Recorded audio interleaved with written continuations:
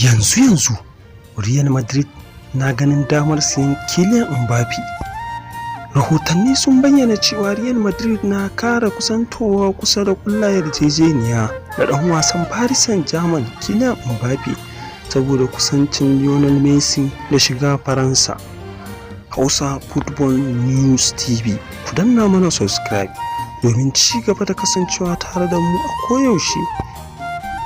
An yi imanin PSG tana gab da ƙulla yarjejeniyar ɗaukar Messi kyauta a kwantiragin shekaru 2 da kusan fan miliyan 70 bayan ficewar ɗan Argentinan daga Barcelona a makon da ya gabata.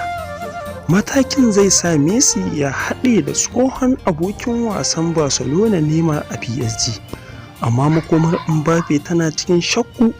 Tare da ɗan wasan na Faransa saura shekara ɗaya kacal a kwantiraginsa a babban birnin Faransa. Kuma a cewar AS, Real tana ganin wata dama ta gwada Mbappe ga Santiago Bernabeu, kamar yadda PSG ba za ta iya gina haɗin gwiwa tare da Neymar, Messi da Faranshan ba a cikin farmakinsu saboda dokokin FIFA. Rahoton ya kuma ce har yanzu ƙungiyar ta Spain ba ta yi tayin Mbappe ba, amma shugaban Florentino Perez na shirin canza matsayinsa da ƙoƙarin kada ya yi wa PSG laifi. Ƙungiyar ta Faransa, wacce tuni ta sayi ɗan wasan baya Achraf Hakimi fan miliyan 60 tare da Sergio Ramos da Donnarumma a musayar 'yan wasa. Rahotanni na cewa suna buƙatar siyar da gwanin nasu Mbappe a kusan fan miliyan 150 a wannan bazarar don girmama dokokin UEFA Game da PFA. Real a halin yanzu an ce tana da kusan fan miliyan 100 da za ta kashe a wannan kasuwar musayar 'yan wasa, yayin da su ma za su iya sayar da irin su Martin Odegaard da Luka Jovic don tara ƙarin kuɗi. PSG tana da ƙwarin gwiwa cewa za ta iya ci gaba da riƙe Mbappe a ƙungiyar fiye da ranar karewar kwantiraginsa na yanzu a watan Yuni na 2022. Amma zuwan Messi na kusa zai iya canza matsayinsu.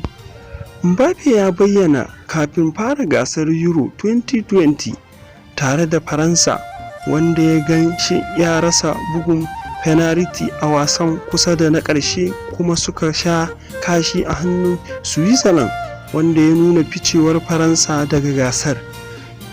Cewa bai yanke shawarar makomarsa ba.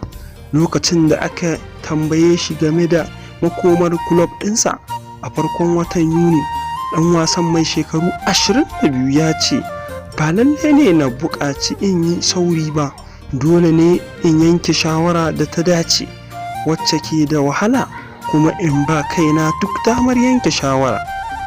Ina cikin inda nake son kaina, inda nake jin daɗi, amma wannan shine wuri mafi kyau a gare ni. Ba ni da amsar tukunna. Na san cewa aiki ne tare da ni ko ba tare da ni ba daidai yake da kulob ɗin, amma PSG ta fahimci yadda nake ji, wataƙila kuma saboda sun san cewa ba zan ɓuya ba idan ina tare da su.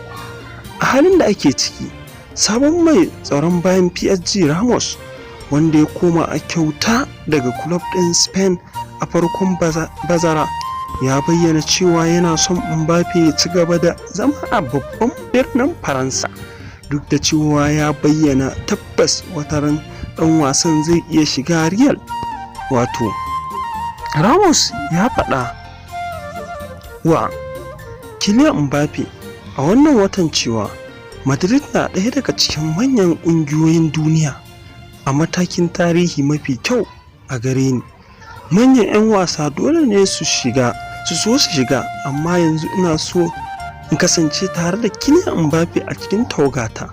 Ina so in ci nasara, kuma don haka ina son mafi kyawun kasancewarsa tare da ni. A matsayinsa na babban ɗan wasan PSG, zan so ya zauna. Ina son yin wasa tare da mafi kyawun, kuma Mbappe yana ɗaya daga cikinsu. Ku ci gaba da kasancewa tare da Hausa Football News TV.